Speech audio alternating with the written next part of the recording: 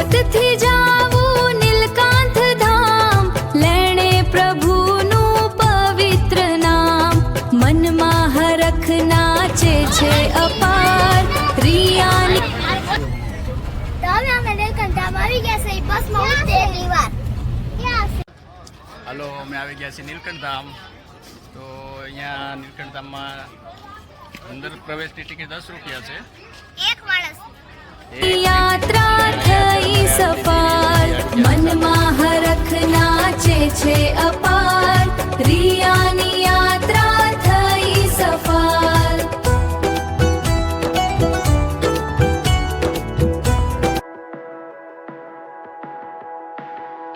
પછી મેં અને મારી દીદીએ ફોટોગ્રાફી કરી।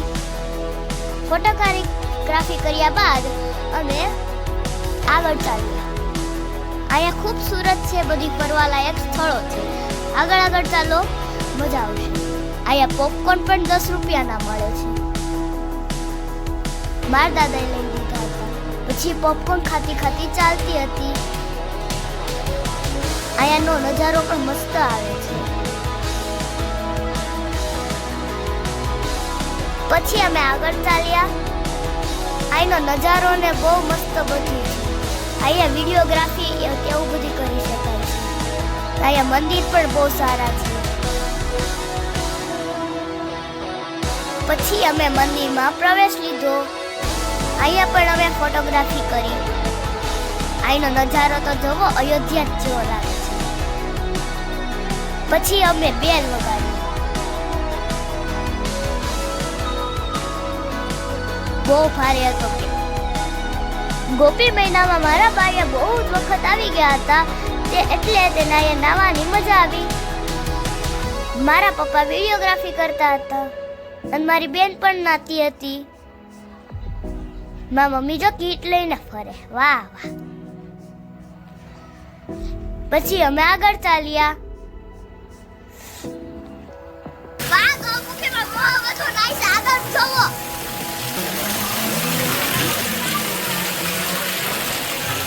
ગૌમુખી જો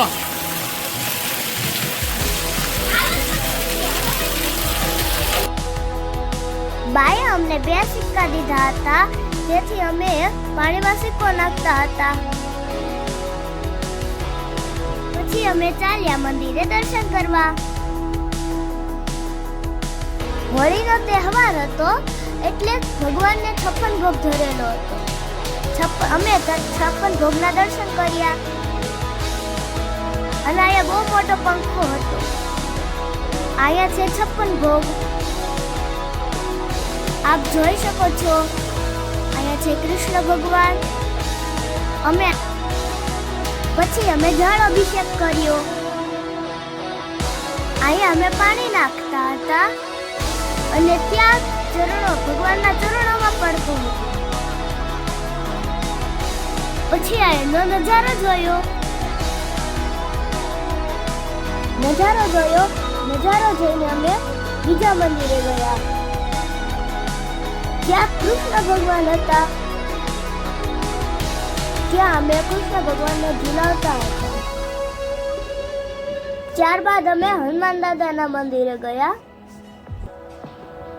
આપ જોઈ શકો છો, હનુમાન દાદા એ બેઠા છે।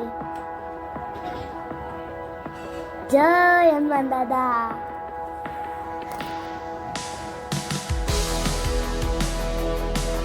પછી અમે આગળ ચાલ્યા। ત્યાં પણ ઘણા બધા ભગવાન હતા, ત્યાં પણ અમે દર્શન કર્યા।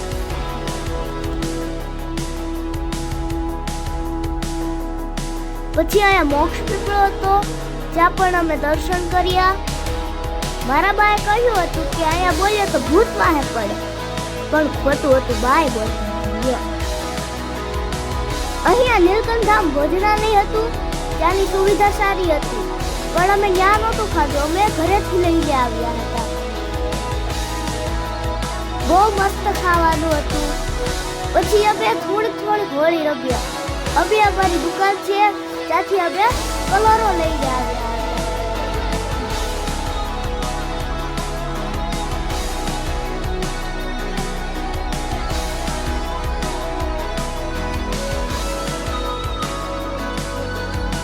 અહીંયા નર્મદા નદી હતી અને એના સામેના કાંઠે કુબેર બંધારનું મંદિર હતું.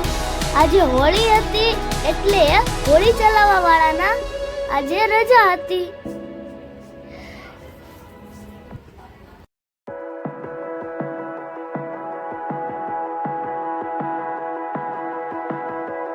પછી અમે અહીંયા હોળી રમી.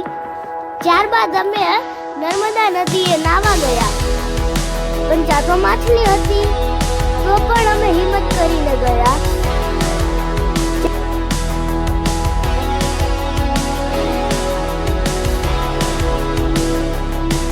સામે આવેલું હતું કુબેર બંધાર અને અહીંયા બધે દ્રશ્ય પણ સારા છે.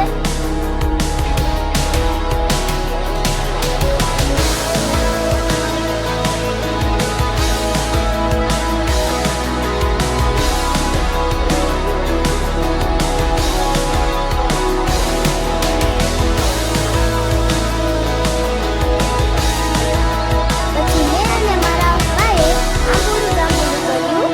મારા બા કહે કે હાલ આગળ ચાલ, ત્યાં ચાલજે. પછી મેં આજે આંબોનું જાંબુનું કર્યું. અને આ મારી બેન જો, એને કરવાનો બહુ. મારા બા ગોપી મહિનામાં બહુ આવે, એને નાવાનું બહુ.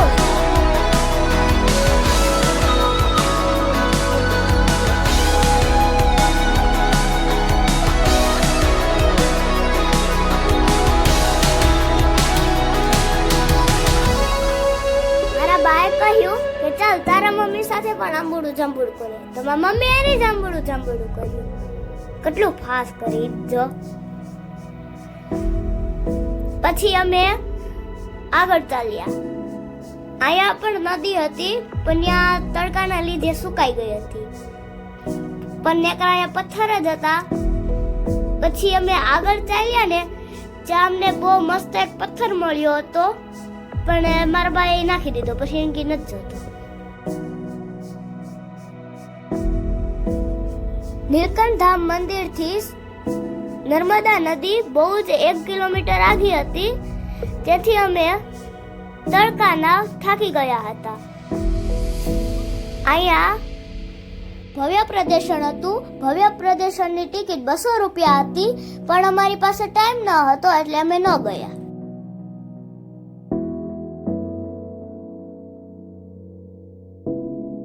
ત્યારબાદ અમે નીલકંઠ ધામની ચા અને કોફી પીધી. પછી અમે ઘરે આવતા રહ્યા બસમાં બેસીને.